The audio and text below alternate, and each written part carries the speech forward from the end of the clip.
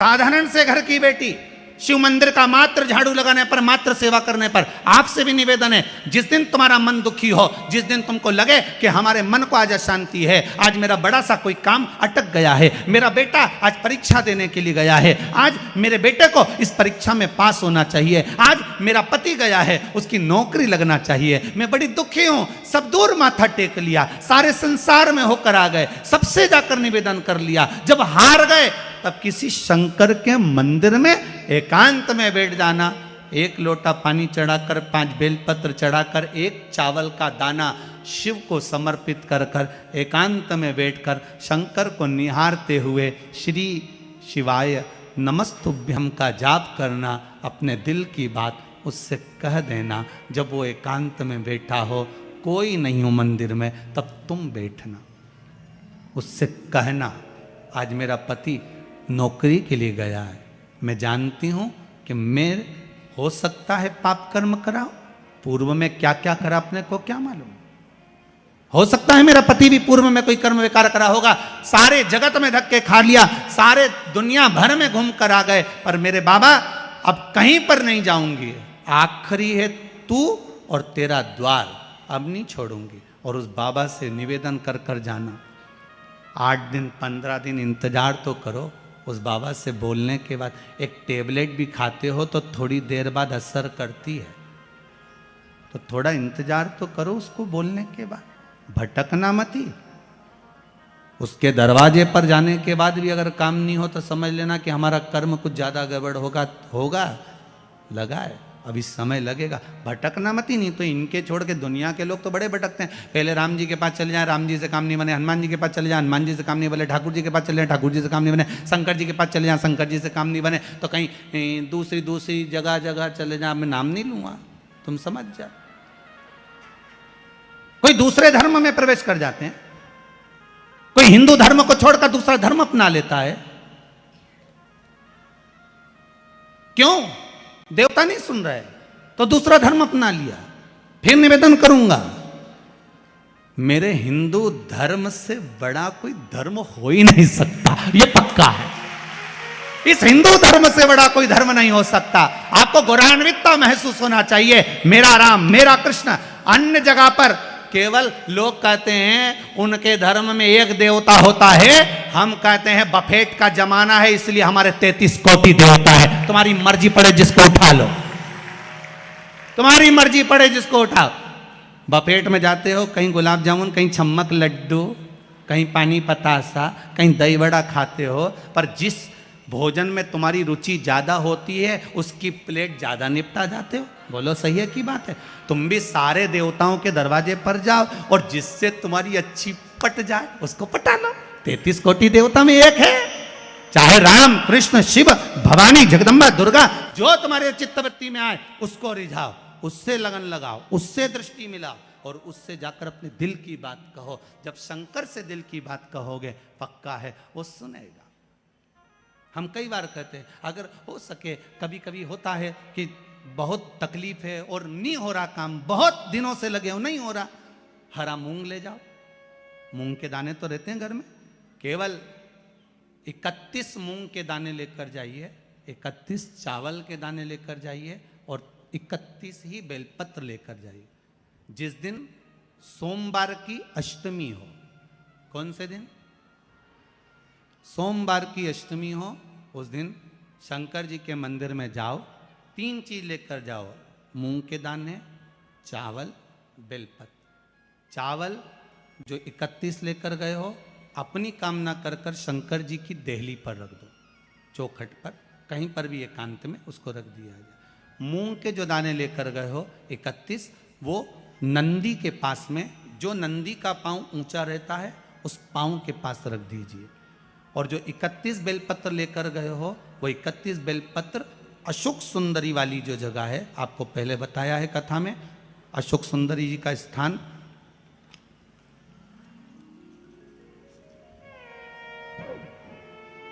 ये शिवलिंग, ये जलाधारी जहाँ से पानी बहता है उसके बीच में एक मोटी सी लाइन होती है जो शंकर भगवान की छोटी लड़की अशोक सुंदरी का स्थान है। शिव जी के 13 बच्चे हैं, 13 बच्चे में सबसे छोटी लड़की अशोक सुंदरी यहीं पर विराजमान होती है, जहाँ से पानी नीचे गिरता है। प्रत्येक शिवलिंग के सामने एक मोटी सी लाइन होगी, उस मोटी सी जो लाइन है अशोक सुंदरी, वहाँ पर जो 31 बेलपत्र लेकर गए हो, अपनी कामना कर कर पीला चंदन लाल चंदन लगाकर उस पर समर्पित करते जाओ। उसकी डंडी जहाँ से पानी बहता है उस ओर होना चाहिए। आप निवेदन कर कर देखो, एक सोमवार की अष्टमी पर कर कर देखना, दूसरी सोमवार की अष्टमी आएगी, अपने आप आपका काम हो गया होगा। बाबा से निवेदन तो करो, क्यों भटक रहे? भोला सब दुख काटो, शिव शंकर जपूं तेरी माला, भोले बाबा जपूं तेरी माला, भोला सब दुख काटो, ओ भोला सब दुख काटो। आप उससे निवेदन करेंगे, प्राप्त होगा। शिव तत्व में जो सुख है वो सुख कहीं नहीं।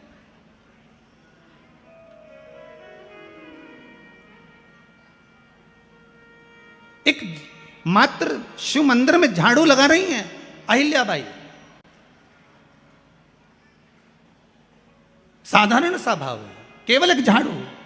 कई लोग कहते हैं महाराज जी आप कहते हो मंदिर में जाकर झाड़ू लगाओ पोछा लगाओ, तो जो हमने मंदिर में रख रखा है स्वीपर आदि आदि जो भी सेवा करने वाला है, काम करने वाला है, वर्कर है, वो कर रहा है, तो हम क्यों करें? अरे भाई एक बात याद रखना, आप सबसे पूछना चाहूंगा, आप लोग कहते हो कि मंदिर की सफाई जो वर्कर रखा है उसे करना चाहिए, मंदिर की सफाई जो पुजारी रखा है उसको करना चाहिए। मैं आपसे पूछना चाहता हूं कि आपके घर में जो तिजोरी है दिवाली पे उसकी सफाई कौन करता है?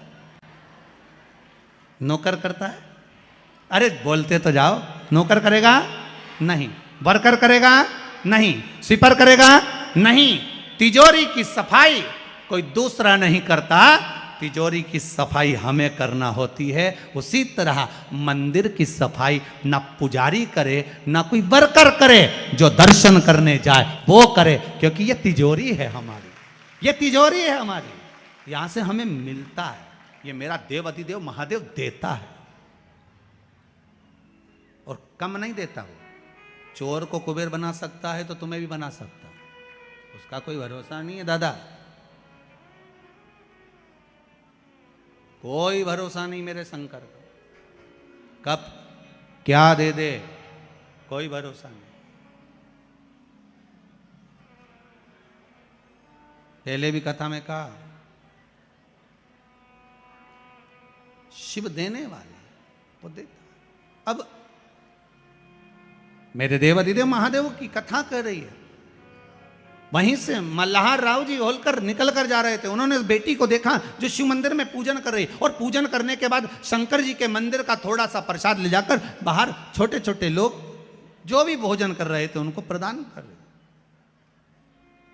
एक साधारण से घर की बेटी, बिल्कुल सहज सरल, और बाबा ने कृपा क्या कर दी कि मालवा के राजा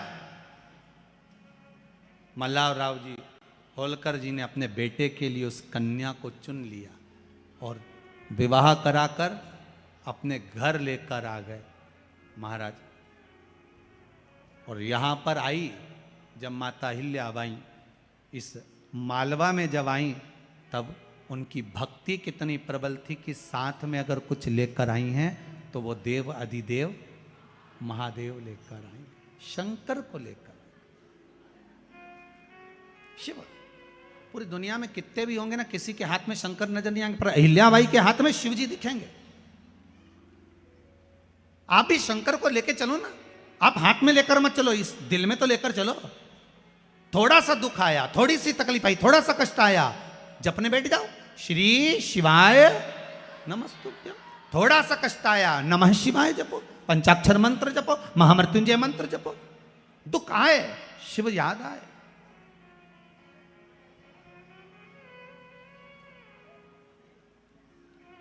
जैसे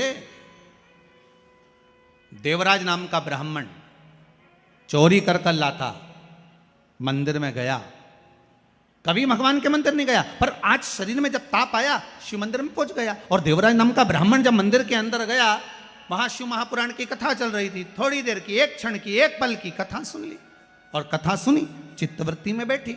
उसके बाद में जो प्राण छूटे, प्राण छूटने के बाद देवराज नाम का ब्राह्मण जब मरा, प्राण छूटे, उसको कोई चोरी करने वाला, कपट करने वाला, छल करने वाला, बेईमानी करने वाला, इसको तो नरक जाना था, पर इसको लेने भी कौन आया? देव अधिदेव महादेव नंदी लेकर आए इसको लेने के। तो पार्वती जी ने पूछ लिया, भोले बाबा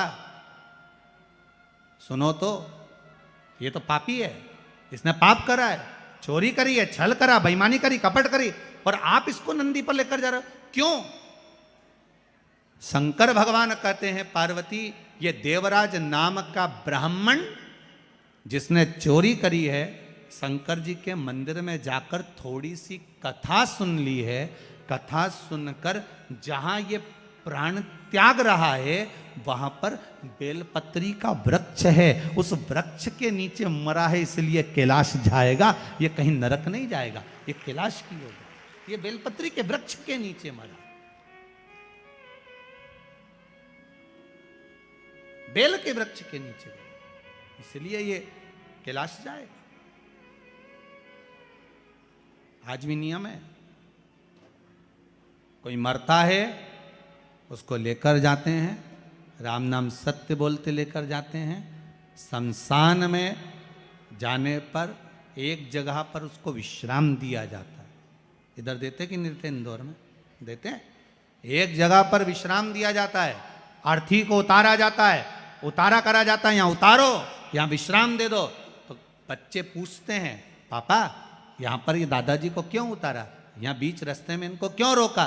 तो कहा बेटा यहाँ उतारना पड़ता है, पर बच्चों को ये नहीं बता पाए कि यहाँ उतारा क्यों जाता है, क्योंकि शिव महापुराण में लिखा है कि देवराज नाम के ब्राह्मण के जहां प्राण छूटे थे वहां बेलपत्री का वृक्ष था, इसलिए हिंदू धर्म में रीति है, शमशान में ले जाने से पहले कहीं पर बेलपत्री का अगर पेड़ होता था तो उसके नीचे थोड़ी देर अर्थी को रख दिया जाता था कि बेलपत्री की छांव पड़ेगी तो ये जीवात्मा नरक नहीं भोगेगी, शंकर के धाम चली जाएगी, फिर ये सुख भोगने वाली, नरक नहीं, इसको सुख का अनुभव होगा, इसको सुख की प्राप्ति होगी।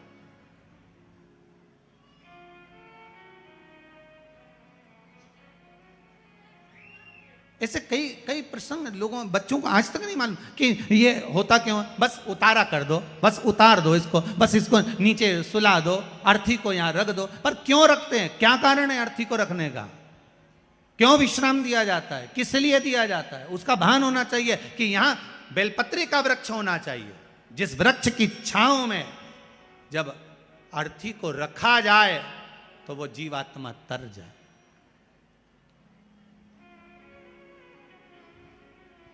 कई लोग कहते हैं गुरुदेव,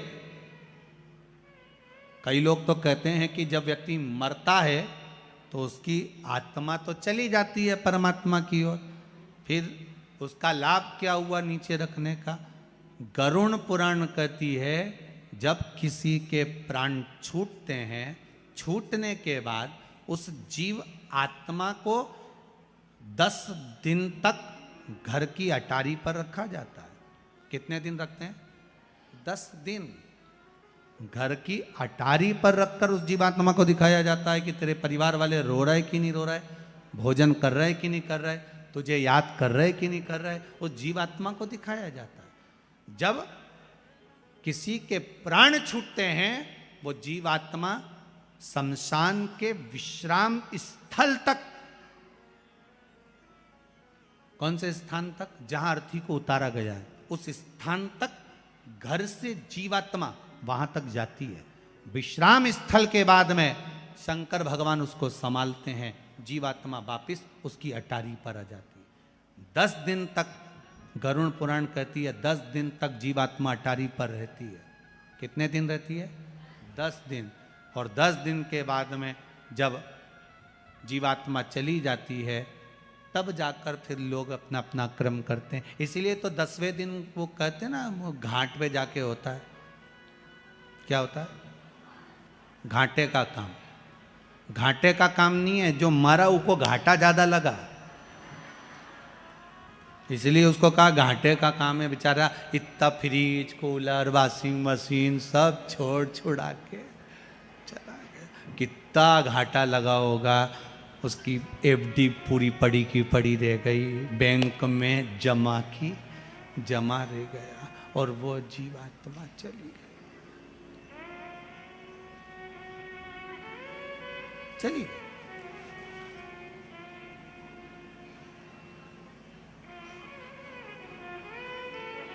सब पड़ा रह गया, सब डरा।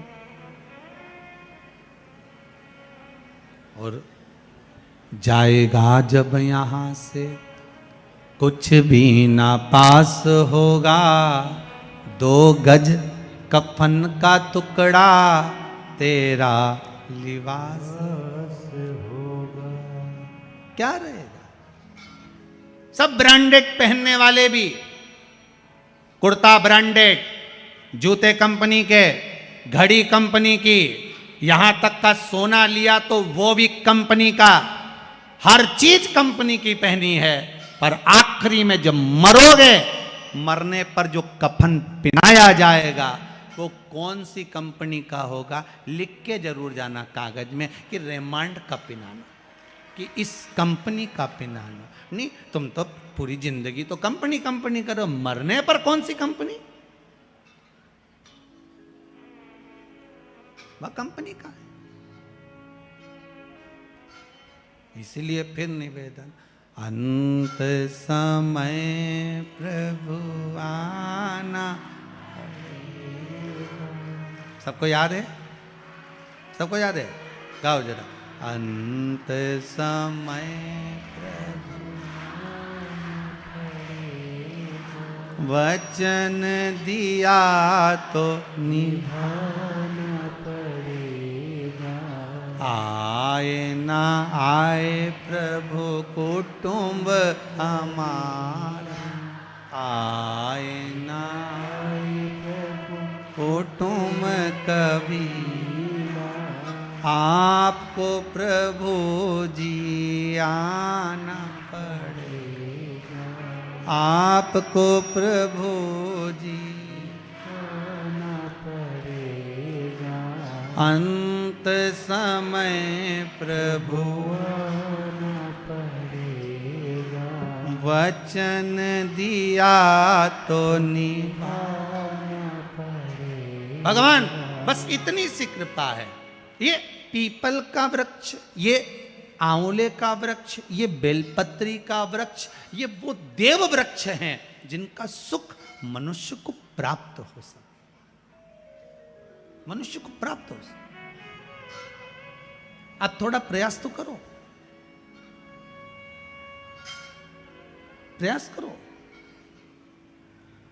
कभी लगे गुरुदेव आज हमारे को बहुत थकान लग रही है, शरीर बेकार लग रहा है, सिर दर्द हो रहा है, शरीर में बेकार बहुत कष्ट उत्पन्न हो रहा है। पीपल के पत्ते की 5 पत्ते पीपल के थाली के अंदर रखो और उस पे भोजन करो, शंकर जी का कुंदकेश्वर महादेव का नाम लेकर। कौन से महादेव? एक बार जम के बोलिए, कुंदकेश्वर। कुंदकेश्वर महादेव का नाम लेकर भोजन करना प्रारंभ करो। 15 से 20 मिनट लगते हैं, हमारे टेबलेट खाने की जरूरत नहीं पड़ती। सिर दर्द बंद, शरीर कितना भी दुख रहा हो उसमें आराम लगना प्रारंभ हो जाता है। कुंदकेश्वर महादेव का नाम सुख की अनुभूति कराता है, शरीर के रोग को मिटाने के लिए। कुंदकेश्वर शिव का एक एक संबोधन। एक झाड़ू लगाई, पोछा लगाया उस कन्या ने, माता हिल्याबाई ने, और मल्हार राव जी अपने बेटे के लिए पसंद कर लिया और विवाह हो गया। श्री खंडेराव जी के साथ में जब विवाह हुआ, मालवा की महारानी बन गई। और देखिए शंकर साथ में लेकर आई। आपसे भी निवेदन है, मेरे शिव को भूल मत जाना, मेरे शंकर को अपने हृदय में बिठा कर रखा। बिठा कर रखिए।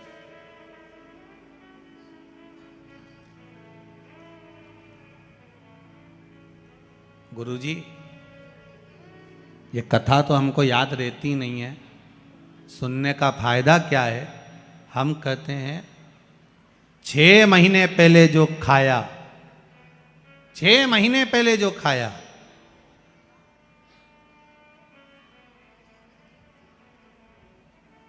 2 महीने पहले जो खाया, 15 दिन पहले जो खाया, वो याद नहीं रहता, पर शरीर में रक्त बनकर चलता है बहुत समय तक। उसी तरह शिव महापुराण की कथा भले याद ना रहे, पर एक बार अगर इस शरीर को मिल गई, इस आत्मा तक पहुंच गई, तो ये पक्का है मृत्यु तक साथ देने वाली है, यम की कैद से छुड़ाने वाली, मृत्यु तक साथ, अंतिम बिंदु तक।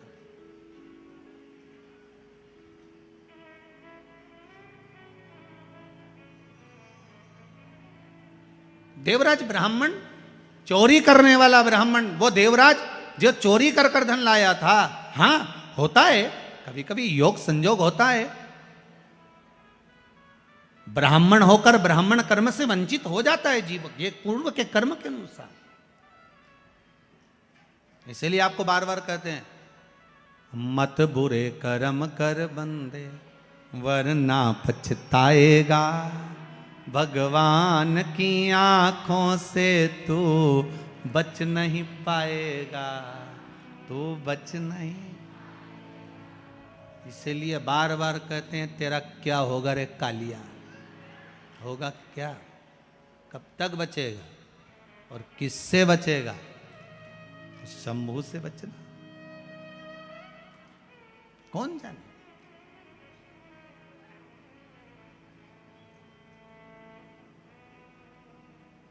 क्या मिलता है शिव महापुराण की कथा में जाने से?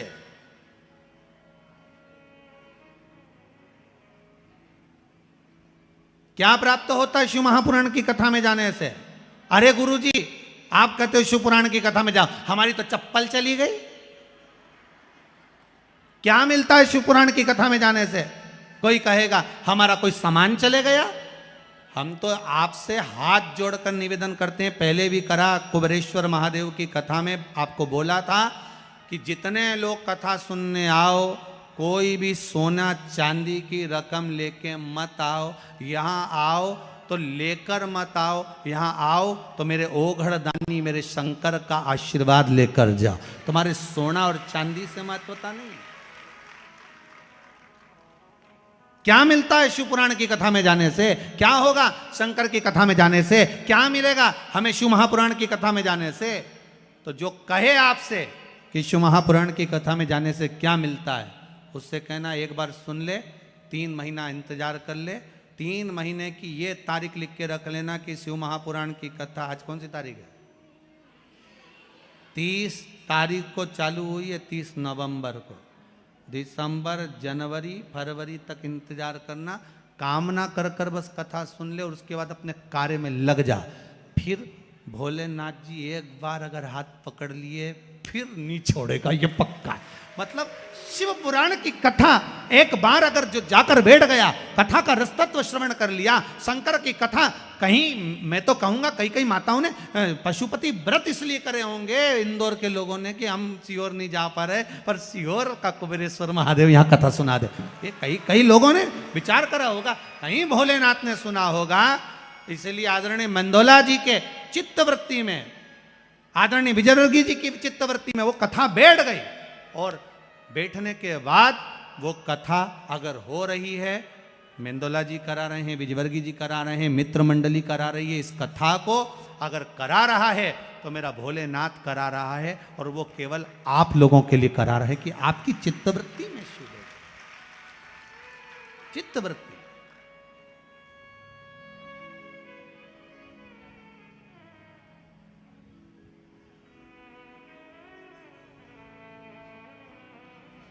कथा कराने वाला भी कोई साधारण ही है महाराज।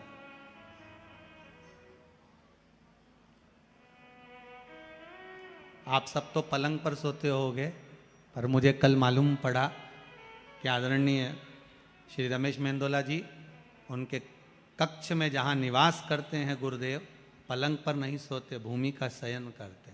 ये संत का ही स्वभाव नहीं तो और क्या, भूमि का शयन करते। गादी लगी है जमीन पर, बस वहीं सो जाते। संत स्वभाव महाराज। तो हम तो कहेंगे शिव कथा करवा रहा है, शंकर सुन रहा है, शंकर बाच रहा है। मौका मिला है 7 दिन का, छोड़ना नहीं है। 7 दिन शिव महापुराण के, हमारे जीवन के भी 7 ही दिन है। रविवार को जन्म हुआ, सोमवार को बड़े हुए, मंगलवार को ब्याह हुआ, बुधवार को बच्चे हुए, गुरुवार को बीमार पड़े, शुक्रवार को हॉस्पिटल गए, शनिवार को सीताराम हो गए। 7 दिन तो यही निकल गए। तो 7 दिन बड़ी मुश्किल से तो मिले। 7 दिन में आज पहला दिन, और पहला दिन मतलब आप सबका जन्मदिन। सबको हैप्पी बर्थडे टू यू। आज घर के लोगों को जाके कह देना आज मेरा जन्म हुआ है, मैंने शिव महापुराण की कथा पंडाल में जाकर श्रवण करी है, शिव महापुराण की कथा सुनी है, आज मेरा जन्मदिन हुआ है, आज मैं भगवान शंकर के लिए पैदा हुआ हूं। मतलब जैसे मां अहिल्याबाई जन्मी थी शिव तत्व को जानने के लिए, आज मुझे जानने का मौका मिला है कि मैं शंकर को कैसे प्राप्त कर सकता हूं। देवराज नाम का ब्राह्मण मरने के बाद कैलाश धाम चले गए, शिव धाम, शंकर की भक्ति में डूब गए। आया एक बिंदुक नाम का ब्राह्मण था जिसकी धर्मपत्नी का नाम चंचुला देवी था। बिंदुक ब्राह्मण था, वो भी थोड़ा धन चोरी कर लाता था, पत्नी को देता था। पत्नी और धर्म पत्नी में जमीन और आसमान का अंतर होता है। पत्नी वो होती है जो पति को पतन के रास्ते पर ले जाती है, धर्म पत्नी वो होती है जो पति को धर्म के रास्ते पर ले जाती है। पति को धर्म के पथ पर लेकर जा रहा। आपसे भी निवेदन है, 7 दिन में 1 दिन आप अपने पति से कहना कि मुझे धर्म पत्नी बनना है। पति पूछे वो कैसे बनना है? 40 साल तो हो गए तेरी मांग में सिंदूर दिए, जब से तो तू धर्म पत्नी है, उसी दिन से तो मैं धर्म के कांटे पर लटक रहा हूं। अच्छा पति कहेगा तो अब कैसी धर्म पत्नी बनना? कह देना सीहोर वाला महाराज बोला है हमें धर्म पत्नी बनना है 1 दिन। तो धर्म पत्नी का फर्ज क्या होता है? कहा धर्म पत्नी का फर्ज क्या होता है? जो मंदोदरी ने निभाया था अपने पति से। जिस समय श्री हनुमान जी महाराज आकर मंदोदरी से बोले, मंदोदरी राम जी महाराज रामेश्वर धाम की स्थापना कर रहे हैं, कोई विद्वान पंडित नहीं मिल रहा, मंत्र और संकल्प छुड़वाना है, पूजन करवाना है। मंदोदरी कोई विद्वान पंडित हो तो बता दे। मंदोदरी बोली मेरे पति रावण जैसे बढ़कर कौन विद्वान होगा? तो हनुमान जी महाराज बोले वो तो पूजन कराने जाने वाला नहीं, क्योंकि वो ही तो सीता जी को उठा के लाया था, वो कैसे पूजन कराएगा?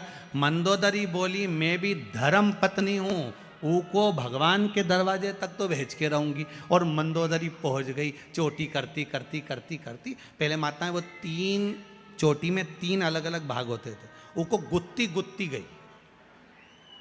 माताएं वो चोटी धीरे धीरे क्यों गुत्ती थी? क्योंकि वो सोचती रहती थी कि इसका करना क्या है।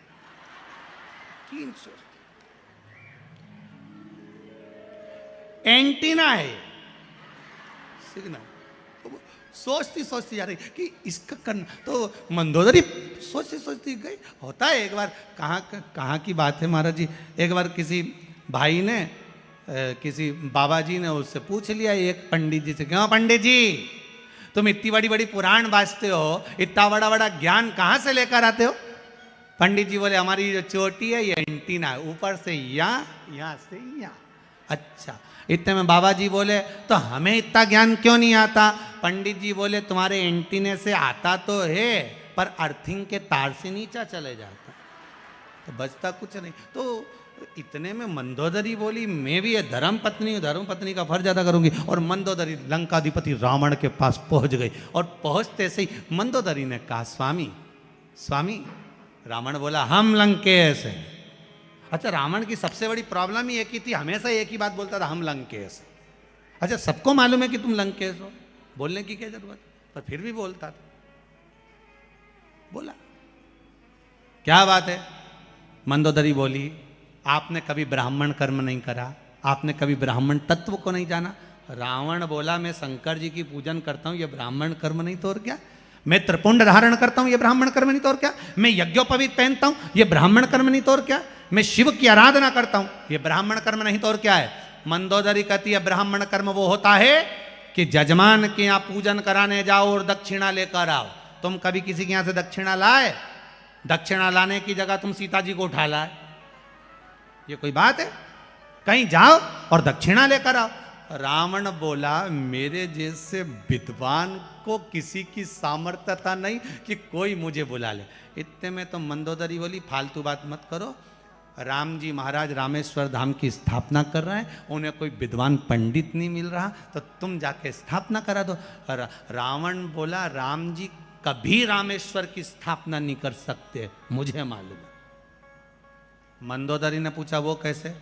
रावण बोला राम जी की धर्मपत्नी तो लंका में, अकेले स्थापना करेंगे कैसे, तुम बताओ।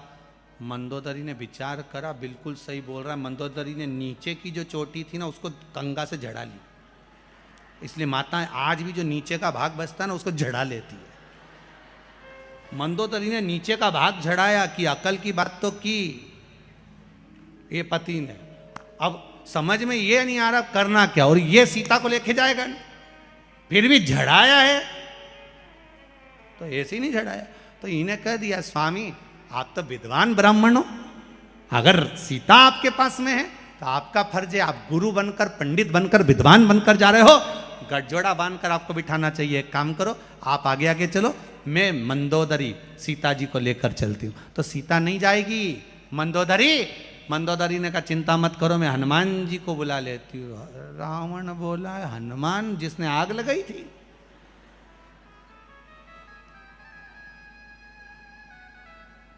मंदोदरी बोली हाँ वही हनुमान।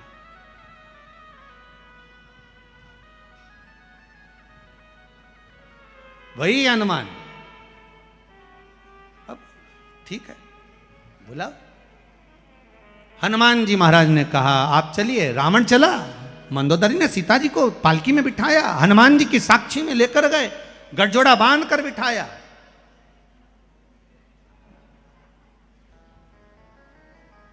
रावण ने पूजन करवाई, पूजन पूरी हो गई।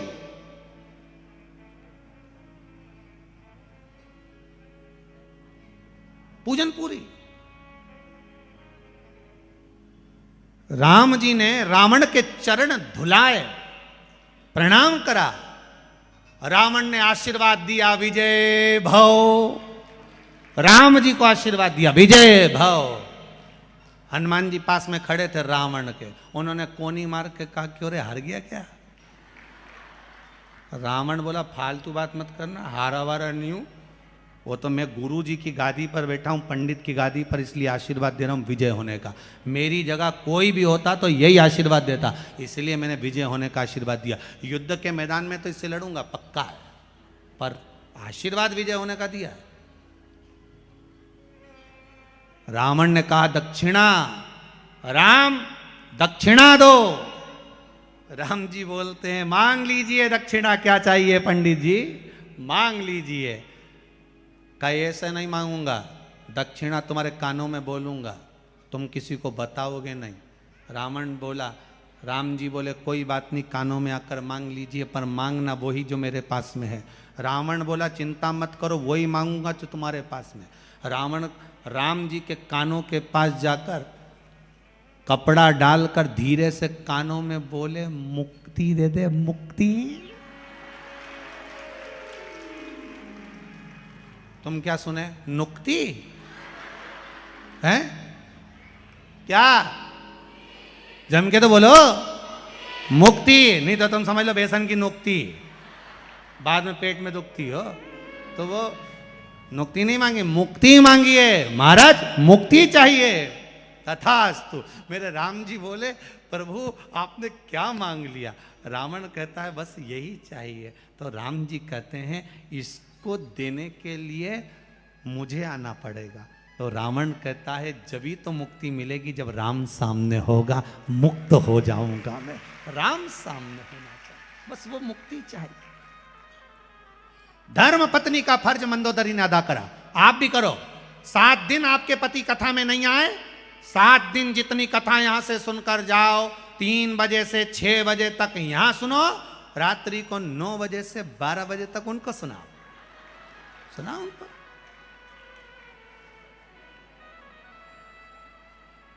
उनके नींद आए तो कहना मैं चाय बना के लाई, थोड़ी देर पांव दबा दबा कर सुनाओ, पर सुनाओ। सीहोर वाले महाराज ने कथा सुनाई थी, आज ये बोला था। एक बार हमको याद है, यही इंदौर की बात, पहले एक बार जब कथा करने आए तो बहुत पहले की बात है, तो वहाँ कथा करने जब पहुँचे तो एक माता ने कहा गुरुजी आज मेरा पति भी कथा में आया। हमने कहा कहाँ है, तो क्या वो है। हमने उससे पूछा भाई तो इतने दिन तक तो कथा में नहीं आया, 3 दिन निकल गया, चौथे दिन कैसे आया। उसने कहा गुरुजी रात को 9 से 12 सुनने से अच्छा है दिन में 3 से 6 सुन लूँ। तो मुझे विश्वास, आप तो कथा कहो, सुना, सुनो कथा सुनो। और अगर रात को कथा ना सुने, 7 दिन में 1 दिन ऐसा बनाना, अपने पति से कहना तुम 6 दिन कमाई कर लो, पर 7वें दिन 1 दिन तुम्हें शिव महापुराण की कथा में मेरे साथ चलकर बैठना है, कथा सुनना है तुमको, चलो मेरे साथ कथा सुनने चलो, 1 दिन चलो मेरे साथ। पत्नी वो होती है जो पति को पतन के रास्ते पर ले जाती है, शॉपिंग मॉल ले जाती है, पर धर्म पत्नी वो होती है जो पति को शिव महापुराण तक लेकर आती है, वो धर्म पत्नी लेकर। चलो कथा सुनने चलो, नहीं सुन सकते टीवी पर सुनो, नहीं सुन सकते मोबाइल पर सुनो, फेसबुक यूट्यूब पर श्रवण करो, पर कथा सुनो। और सबसे बड़ी बात तो यह है, आस्था भजन पर कथा 3 बजे से 6 बजे तक आ रही है, और आस्था चैनल पर रात्रि को 10 बजे से 1 बजे तक आ रही है, 2 टाइम आ रही। सुनो, पर सुनो, कथा का रसस्वादन करिए, अपने जीवन में आनंद की अनुभूति करिए, उस तत्व को उतारिए। अब कथा तुम इसलिए मत सुनना कि हमारा फोटो आया कि नहीं आया, रात को बैठी रहना टीवी के सामने, हो मैं तो दिखी ही नहीं। कल कथा में जाऊंगी ना, तो जहां स्टेज बना ना उसके बिल्कुल बाजू में बैठूंगी, रस्सी के पास, और ये रामेती बाई है ना, ये पास में बैठी जाती है, ये इसके पास नहीं बैठोगी, इसी इसका है, मेरा तो है ही नहीं। तुम बैठ, मैं क्या कर बैठूंगा, नहीं बैठू जा। तो कथा का रस तत्व बड़ा आनंदित है साहब। शिव महापुराण की कथा मस्त होकर, आनंदित होकर, रस तत्व को ग्रहण करने वाली, आनंद लेकर सुनी। अब और शिव महापुराण की कथा में कभी रोके नहीं सुनना, जरा सी बात में रोके, हम तो बड़े दुखी हैं, हम तो बड़े दुखी हैं, क्या रोना। शंकर की कथा में आयो, आखिरी में आनंद के पास, शिव के पास, वहां तो केवल निवेदन करो कि मैं कथा सुनना। चंचुला देवी जितना कमा कर पति लाता था, बिंदु जितना चोरी कर कर लाता था, जितना धन लेकर आता था, वो धन कभी कभी नहीं, चंचुला ने उसको सत्कर्म में लगाया ही नहीं। पर आपसे निवेदन है, जो पति कमाई कर कर लाए उसका एक अंश, एक भाग कहीं धर्म में, कहीं पुण्य में, कहीं सत्कर्म में लगाओ। बिंदु चोरी का धन ला रहा था, दीवाल पर से नीचे कूदा, पानी में गिर गया, मर गया। शिव महापुराण की कथा कहती है 3 तरह से मरे हुए व्यक्ति का मोक्ष नहीं है। 3 तरह से मरे हुए व्यक्ति को मुक्ति नहीं है। पहला, पानी में डूबकर मरा हुआ, दूसरा सर्प के डसे से मरा हुआ, तीसरा स्त्री के हाथ से, नारी के हाथ से मरा हुआ।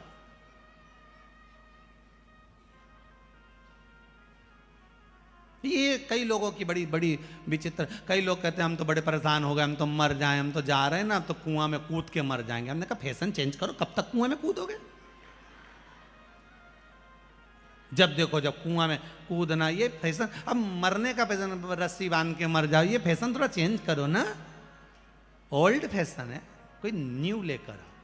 तो क्या गुरुजी आप बता दो नया फैशन मरने का। हमने कहा शंकर जी का इतना भजन करो, इतना भजन करो, इतना भजन करो कि शंकर की भक्ति में लग जाओ और उसी का भजन करते करते प्राण छूट जाए, तो मरना। फिर एक बार ऐसे मरो मरो मरो सब कोई कहे, मर के देखे कोई, मरो तो ऐसा मरो कि फिर संसार में जन्म ना होई। जब भगवान का भजन करते करते मरोगे तो चल जाएगा। पर शिव महापुराण की कथा करी, पानी में डूब के मरोगे तो मोक्ष नहीं मिलेगा, नरक नहीं मिलेगा, स्वर्ग नहीं मिलेगा, ना नरक ना स्वर्ग, प्रेत की योनि में भटकते रहोगे। हवा के रूप में प्रेत की योनि में भटक रहे हो, भूत बन गए, प्रेत बन गए, प्रेत की योनि पड़ गई, पानी में डूबकर मर गए, सर्प के डसे से मर गए प्रेत योनि, स्त्री के हाथ से मर गए प्रेत योनि में। कई लोग कहते हैं गुरुजी मैं उसको बहुत चाहूं, ओ की तो शादी हो गई, मैं तो उसके चक्कर, स्त्री के चक्कर में मरेगा, भूत बन जाएगा। बिल्कुल मत मरना, छोड़ो प्लान। क्या मरना, आग लगे बस्ती में, अपन रहो मस्ती में, क्या किसको रोइए, चादर तान के सोइए। कभी टेंशन लेना मत, कभी मत लो, जो होगा होगा, जो भोलेनाथ जी चाहेंगे वही होगा। अब सौंप दिया इस, बोलो बोलो जरा, भार तुम्हारे भोलेनाथ तुम्हारे शंभुनाथ तुम्हारे, हे शंकर हे शंभु, अब तुम्हारे भरोसे पर छोड़ दिया, अब क्या सोचना। और चंचुला देवी को मालूम पड़ा, जब चंचुला देवी को यह मालूम पड़ा कि मेरा पति प्रेत योनि में पड़ गया, उसकी मुक्ति नहीं, मोक्ष नहीं, क्या करा जाए। सारे नगर के लोग, गांव के लोग काशी जा रहे थे, सारे नगर के लोग, गांव के लोग काशी जा रहे हैं, उनके साथ में चंचुला देवी काशी जा रही है। आपको पहले भी कथा में कहा है, काशी अभिमुक्त नगरी है, मोक्ष नगरी। काशी अभिमुक्त नगरी है, मोक्ष नगरी। उस अभिमुक्त नगरी की ओर जा रहे। शिव पुराण की कथा कहती है, 2 कदम भी हम अगर शंकर के मंदिर की ओर, शिव के द्वार की ओर बढ़ते हैं तो कहीं हमारा भाग्य प्रबल हुआ होता है, तब जाकर हम शंकर के द्वार पहुंचते हैं। भाग्य प्रबल होता है तब हम शिव के द्वार पहुंचते हैं। भाग्य की प्रबलता में शिव तत्व प्राप्त होता है।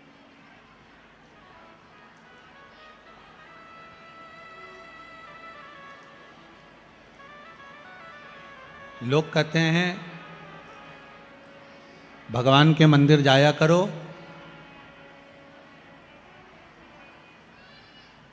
भाग्य बदल जाएगा।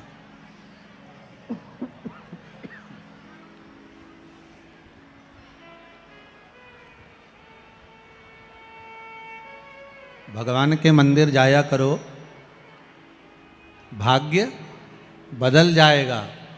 शिव महापुराण की कथा कहती है, जिस दिन मंदिर जाने का मन में विचार आ गया ना, उसी दिन से भाग्य बदल जाए। मंदिर जाओगे तब बदलेगा। और शिव पुराण तो यह कहती है, जिस दिन मन में भाव आ गया कि मुझे शंकर की कथा में जाना है, मुझे मंदिर जाना है, मुझे देवालय जाना है, मुझे तीर्थ जाना है, मुझे शंकर के द्वार जाना है, उसी दिन भाग्य बदल जाएगा। बस मन में भाव आना चाहिए तो भाग्य बदल। चंचुला देवी काशी चली, और काशी में चंचुला देवी, उसका मन नहीं था, क्योंकि कभी उसने दान करा नहीं था, कभी धर्म करा नहीं था, कभी पुण्य करा नहीं, कभी सत्कर्म करा नहीं। ना दान करा, ना धर्म करा, ना पुण्य करा, ना सत्कर्म करा। जो कभी भगवान का भजन करा होता है, उसी का चित्त भगवान के भजन में लगता है। कभी नहीं करा उसने भजन, फिर भी काशी गई, और काशी में जाकर एक स्थान पर बैठी थी, तभी उसको शिव महापुराण की कहीं कथा हो रही थी और उसकी आवाज उसके कानों में पड़ गई। जैसे जंगल में शेर धाड़ता है और छोटे छोटे जो जानवर होते हैं, जीव होते हैं, वो भाग जाते हैं, उसी तरह शिव महापुराण की कथा कहती है कि शिव महापुराण की जहां गर्जना होती है, शंकर की कथा जहां होती है, और जितने दूर तक शिव महापुराण की आवाज जाती है, उतने दूर तक जितना पाप कर्म हो रहा होता है वो सब समाप्त हो जाता है। पाप कर्म समाप्त, छल कपट बेईमानी प्रपंच पाप आदि कर्म समाप्त हो, जितने दूर तक जाओ।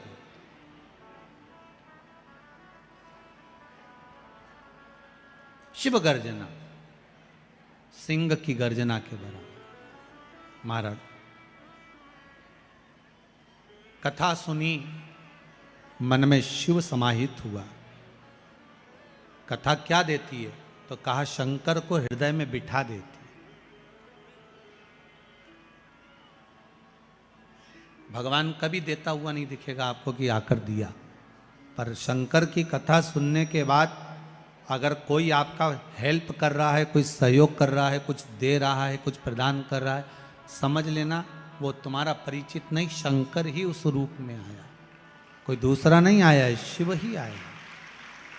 क्योंकि तेरे दरबार की बाबा निराली शान देखी है, तेरे दरबार की बाबा निराली शान देखी है, तुझे देते नहीं देखा, झोली भरी देखी है। मेरा शंभु कभी सामने आकर नहीं देगा, पर देता जरूर है। जब लंका अधिपति रावण को सोने की लंका दे सकता है, भस्मासुर को कंकण दे सकता है, तो आप और हमको क्यों ना देगा? कितना दुख है जीवन में। दुख ऐसा कोई मनुष्य पृथ्वी पर पैदा नहीं हुआ जिसको दुख नहीं हुआ। कोई तन दुखी, कोई मन दुखी, कोई धन बिन रहत उदास, तुलसी या संसार में सुखी राम का दास। महाराज दुख सबको है, सब संसार में जितने हुए हैं सबको दुख है। बस इतना अंतर है कि दुख आया भी है तो उसको शंकर जी के भजन से काट दिया जाए, शिव भजन से उसको काटना।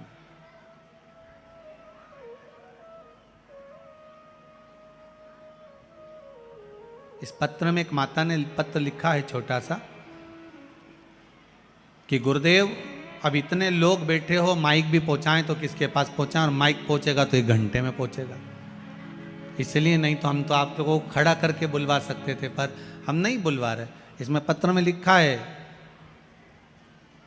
मेरा बेटा 14 साल तक प्रयास करता रहा सरकारी जॉब की, नहीं हुआ, पर 6 महीने पहले बाबा ने कुछ ऐसी कृपा कर दी कि वो बेलपत्री के बीच वाले पत्ते पर जो शहद लगाकर बोला था, वो कर कर मेरा बेटा इंटरव्यू में बैठा और आज उसकी सरकारी जॉब लग गई। भगवान की कृपा है, शिव कृपा। और देखो कोई भी पत्र हम साथ लेकर नहीं जाते, ये पत्र आपको यहीं रखे मिलेंगे, पढ़ भी लेना। और हम नहीं ले जाते, पत्रों का ले जाके करेंगे क्या, यहीं रखा।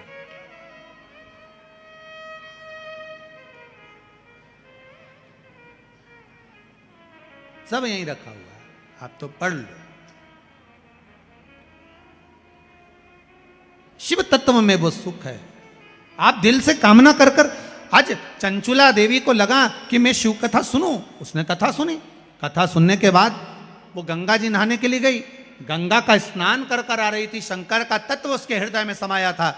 गंगा नहाते नहाते शिव महापुराण की कथा सुनने के लिए जब दूसरे दिन बैठी, बैठते बैठते उसके मन में आ गया, बाबा मेरा मन करता है कि अब जैसा मेरे पति ने प्राण त्यागे मैं भी त्याग दूं, पर मैं प्रेत योनि में ना पड़कर देवताओं के पास जाऊं, ये मेरी अभिलाषा है। आपको कथा में कहा था, शंकर भगवान माता सती को लेकर जब कथा सुनने के लिए गए थे, शंकर जी के मन में आ गया था कि मुझे राम का दर्शन होना चाहिए, तो शिव जी को राम का दर्शन हुआ। सती मैया ने ये सोच लिया था कि मैं अभी विवाह कर कर आई हूं और ऐसे विवाह करने के बाद तो लोग घूमने जाते हैं, मेरे पति मुझे कथा सुनाने लाए हैं, इससे तो अच्छा मेरा शरीर जलकर भस्म हो जाए। शंकर भगवान को राम का दर्शन हो गया और सती मैया जलकर भस्म हो गई। शिव महापुराण का नियम है, इस कथा में जो आप कामना करते हो बाबा आपको वो 3 महीने के अंदर दे ही देता है। कामना जो करिए वो मिली।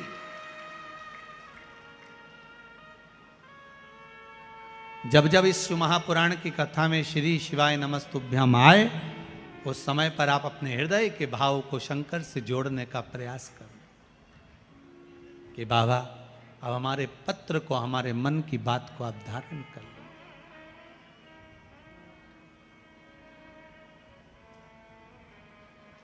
तेरा ही दिया मैंने खाया पिया है, तेरा शुक्रिया है, तेरा शुक्रिया है। मुझे भोले बाबा ने बहुत दे दिया है, तेरा शुक्रिया है, तेरा शुक्रिया है।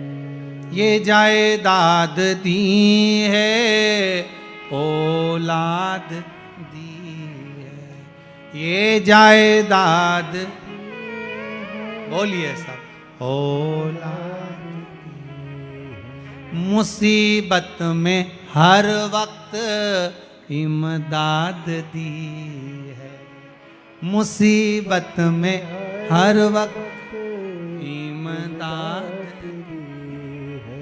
तेरा ही दिया मैंने खाया पिया है, तेरा शुक्रिया है, तेरा शुक्रिया है, तेरा शुक्रिया है, तेरा शुक्रिया। मन में सोच लिया माता चंचुला देवी ने कि मैं मरूं, प्रेत योनि में ना पड़ूं, देव योनि में जाऊं। गंगा जी से निकली बाहर, आगे बढ़ रही थी, सीढ़ी पे से पांव फिसल गया, प्राण छूट गए, मर गई। शंकर के धाम में पहुंच गई, माता पार्वती जी की सहेली बन गई, माता पार्वती जी की सखी। हमारा तो मन कहता है माता हिल्याबाई होलकर शिव की इतनी बड़ी उपासक थी, अगर उनके भी प्राण छूटे होंगे तो मुझे विश्वास है वो भी पार्वती जी की सहेली बनी होंगी, वो भी पार्वती की सखी बनी, साधारण नहीं। चंचुला देवी पार्वती जी की सखी बन गई। उदास रह रही थी, मुख उतरा हुआ था, शांत बैठी हुई थी। पार्वती जी ने पूछ लिया तू चुप क्यों है, कारण क्या है?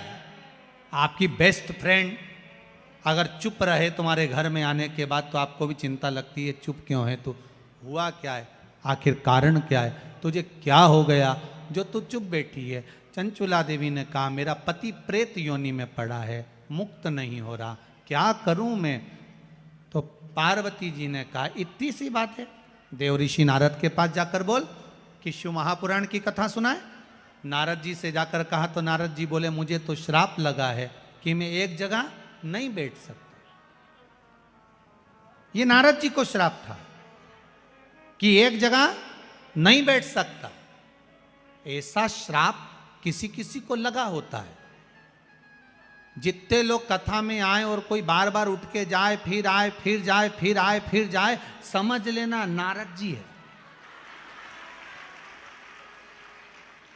और कोई कोई माताएं बार बार उठ उठ के जाए, फिर आए, फिर जाए, फिर आए, समझ लेना नारद जी अकेले नहीं आए, अपनी अम्मा को भी लाए। श्राप लगा तो क्या करोगी? उससे झगड़ा करोगी? परमात्मा तक लेकर जाना है। 24,000 श्लोक इस पावन शिव महापुराण की कथा में है, जिसके एक एक शब्द में, एक एक अक्षर में मेरा देव अधिदेव महादेव समाया हुआ है। अब उस महादेव को हमें प्राप्त कैसे करना है? पहले भी कथा में कहा, पड़ोसन को कितनी भी चाय पिला लो, कितनी भी रोटी खिला लो, कितना भी नमन कर लो, पर पड़ोसन कभी अपनी जायदाद का हिस्सा तुम्हें नहीं देगी। देगी क्या? अरे जम के तो बोलो, देगी? नहीं देगी।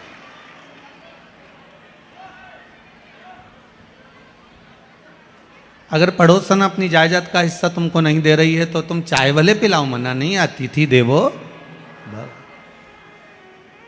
कोई दिक्कत वाली बात नहीं, चाय पिलाना चाहिए। कोई आए तो अतिथि का सम्मान तो करना चाहिए, आदर तो करो।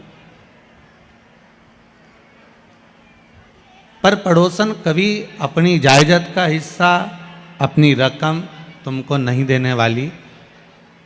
तुम सास को भले प्रणाम मत करो, चाय मत पिलाओ, सवेरे रोटी भी मत दो, फिर भी डोकरी मरेगी तो जायदाद तुम ही तो दो। कोई दूसरे को दे देगी क्या?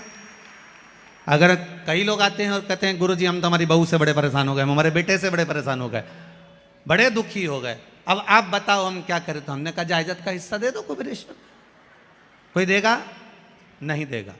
बहू कितनी भी ताने दे, बहू कितनी भी गाली दे, बहू कितने भी अपशब्द कहे, बेटा चाहे पूछे ना पूछे, फिर भी माँ माँ होती है, पिता पिता होता है, वो अपना हिस्सा देता जरूर है, वो जरूर देगा। वो देने में कमी नहीं रखेगा। जो नजदीक में है, जो तुम्हारे पास में है, वो देगा। भगवान विष्णु वैकुंठ के निवासी हैं, ब्रह्मा जी ब्रह्मलोक के निवासी हैं, इंद्र इंद्रलोक के निवासी हैं, पर इस भूमंडल के मृत्युलोक के अगर कोई देवता हैं तो वो देव अधिदेव महादेव हैं। आप किसी को भी पूछ लो, किसी को भी नमन कर लो, प्रणाम कर लो, साष्टांग कर लो, दंडवत कर लो, तुम्हारी मर्जी पड़े उसको नमन करो, पर अंतिम बिंदु में अगर कोई सम्मुख में आकर खड़ा होता है तो वो मेरा देव अधिदेव महादेव खड़ा होता है, जो दुख की घड़ी में तुम्हारे सामने होता है। थोड़ा सा बीमारी आई, थोड़ी सी रोग आया, थोड़ी सी तकलीफ आई, तो किसी भी ब्राह्मण देवता के पास जाकर पूछोगे तो वो एक ही बात कहेगा, महामृत्युंजय का पाठ करवा। कोई ने तुमसे कहा कि कनक धारा का पाठ करवा, राम रक्षा स्तोत्र का पाठ करवा, या ये पाठ करवा। अगर दुख आया तो कहें हनुमान चालीसा का पाठ करो, क्योंकि शिव का एक तत्व, शिव का एक अवतार श्री हनुमान जी महाराज। कोई कहेगा तो महामृत्युंजय का पाठ करो, पर कोई नहीं कहता कि आप कनकधारा का पाठ करोगे या पुरुष सूक्त का करोगे या श्री सूक्त का करोगे तो आपका ये दुख टल जाएगा। सबको मालूम है अगर काल को भी टाल सकता है तो वो मेरा महाकाल टाल सकता है, इसके सिवाय कोई नहीं टाल सकता। अकाल मृत्यु वो मरे जो काम करे चंडाल का, काल उसका क्या बिगाड़े जो भक्त हो महाकाल का। जो शिव का उपासक होता है, शंकर का जो अनुमोदन करने वाला होता है, शिव तत्व में जो डूबने वाला होता है, वो जीवन में भगवान शिव को प्राप्त कर ही लेता है।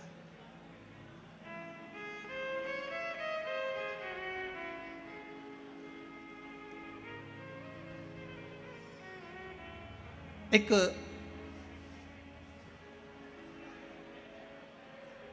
इस पूरी कथा में राजनेता भी बैठे हुए हैं और दुनिया की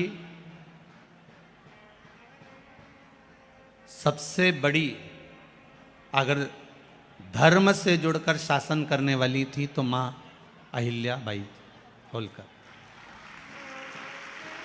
इसलिए इस कथा को प्रारंभ करें उससे पहले एक बात का ध्यान रखना, जैसे कोई राजनीति वाला व्यक्ति आकर खड़ा होकर कहे कि यहाँ पर पुलिया बनना है और उसने घोषणा कर दी कि यहाँ पुलिया बनना है, तो वहाँ पुलिया बनेगी।